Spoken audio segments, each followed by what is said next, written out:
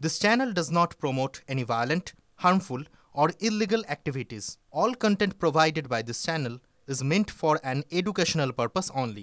Top quality और consistent performance के लिए सिर्फ सिल्वर पंप नाम याद रखना। ছেড় দিচ্ছেন, বদনাম করছেন, যত রকম ভাবে হেয় করার চেষ্টা করছেন, কিন্তু তাদের ভবিষ্যৎ কি হবে এটা ঠিক করছেন না, যে দায়িত্বটা ওনার আছে। এখন এই ওনারা ভেবেছিলেন যে মাস্টাররা কত আন্দোলন করবেন, তারা যেভাবে জিদ দেখিয়ে আন্দোলন করছেন, এখন সরকার চিন্তায় পড়ে গেছে যে আন্দোলন চলতে থাকে, ইলেকশনের বছর কি হবে, এতগুলো পরিবার এবং সাধারণ মানুষ এই দুর্নীতি নিয়ে খুব ক্ষুব্ধ আছেন। তো সেই জন্য তাদেরকে হেয় করা, ছোট করে দেখানো, এই করে নিজের দায়িত্ব থেকে পালাতে পারেন না। এই সমস্ত সমস্যাটা তৈরি হচ্ছে ওনাদের পার্টির লোকেদের জন্য, এটা ওনাকে ভাবতে হবে।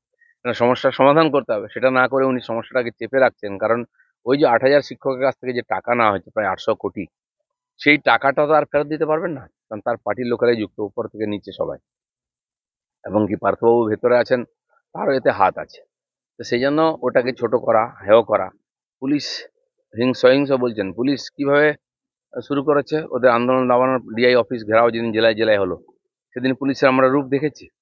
শিক্ষকদের ওটা পাও না, লাথি, গালাগালি, লাঠিপেটা, পুলিশ তো শুরু করেছে। তো স্বাভাবিক, যাদের জীবন আজকে বিপন্ন, মরা বাঁচার প্রশ্ন, তারা তো সবকিছু করতে রাজি হবে। তাদেরকে উস্কাচ্ছেন কেন, প্রভোগ করছেন কেন? এর সম্পূর্ণ দায়িত্ব সরকার এবং পুলিশের। এই মমতা বন্দ্যোপাধ্যায় তো একটা সময় বিধানসভাতে ভাঙতে চালিয়েছিলেন। তার এবং অভিষেকের কি একথা বলা আদৌ মানায় যে শান্তিপূর্ণ আন্দোলন করুন, লক্ষণ রেখা মেনে চলুন? মমতা ব্যানার্জির বিভিন্ন আন্দোলনের ছবি আমরা দেখেছি। আন্দোলনকে কত নিচে নিয়ে যাওয়া যায়, ব্যক্তিগত স্তরে নিয়ে যাওয়া যায়, সেটাও আমরা দেখেছি। আর আন্দোলন করে দেশের সম্পত্তি কি করে নষ্ট করা যায়, সেটাও দেখেছি। এবং ওই বিধানসভার যে ভাঙাভাঙি করেছেন তার জন্য 14 লক্ষ টাকা জরিমানাও দিয়েছেন, এটাও আমরা জানি। সেই জন্য যিনি বলেন আন্দোলন লগ্নে আমার জন্ম, তিনি আন্দোলনকে দাবাচ্ছেন জোর করে, এটা কি করে আমরা মেনে নিতে পারি? তো আপনার জন্য আন্দোলন নীতিগতভাবে ঠিক আর বাকিদের জন্য বেঠিক, এর ডবল স্ট্যান্ডার্ড হতে পারে না।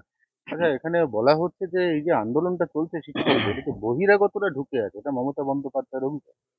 না, এ তো যে কোনো নামে একটা জুড়ে দিলেই হলো। মুর্শিদাবাদে গন্ডগোল হয়েছে, বহিরাগতরা চলে এসেছে, বাংলাদেশি লোকেরা।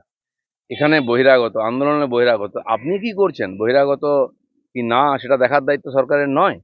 কে বহিরাগত ওখানে বার করুন না টেনে। যাকে পুলিশ লাথি মারছে সে কি বহিরাগত নাকি, যাকে লাঠি পেটা করছে? অসফল শাসকের এই ধরনের উদ্ভ্রান্তমূলক কথাবার্তা। ব্লগার জ্যোতি যেভাবে পশ্চিমবঙ্গের কলকাতা শহর, জেলা, একের পর এক জায়গা ঘুরে বেরিয়েছে, তথ্য সংগ্রহ করেছে এবং পরবর্তীকালে শোনা যাচ্ছে তথ্য পাচারও হয়েছে। আমাদের রাজ্য এই মুহূর্তে কতটা নিরাপদ? আমাদের রাজ্যে যথেষ্ট সার্ভাইলেন্স কি হচ্ছে? না দেখুন, যখনই সারা ভারতবর্ষে এই রকমের দেশবিরোধী গতিবিধির উপরে অঙ্কুশ লাগাবার চেষ্টা করে সরকার, তারা পালিয়ে পশ্চিমবাংলায় চলে আসে। পাঞ্জাবের গ্যাংস্টার থেকে আর মিজোরামের উগ্রপন্থী নেতা, তারপরে আইএসআই মডিউল, সিমি জামাত আল কায়দার মডিউল, সব এখানেই পাওয়া যায়। ধরা পড়ছে, এনকাউন্টার হচ্ছে। এখান থেকে আধার কার্ড আর রেশন কার্ড বানিয়ে নিয়ে চলে যাচ্ছে, অন্য রাজ্যে গিয়ে উৎপাত করছে, সারা দেশে অশান্তি করছে, বারবার হয়েছে।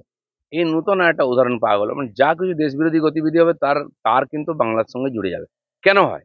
আমার মনে হয় এখানকার সরকার এই ধরনের দেশবিরোধী শক্তিকে শেল্টার দেয়। এখানে একটা মেসেজ দিয়ে দিচ্ছে, আমরা আছি, এসো, সবাই এখানে চলে আসছে এবং চালিয়ে যাচ্ছে, কিন্তু একসময় ধরাও পড়ছে।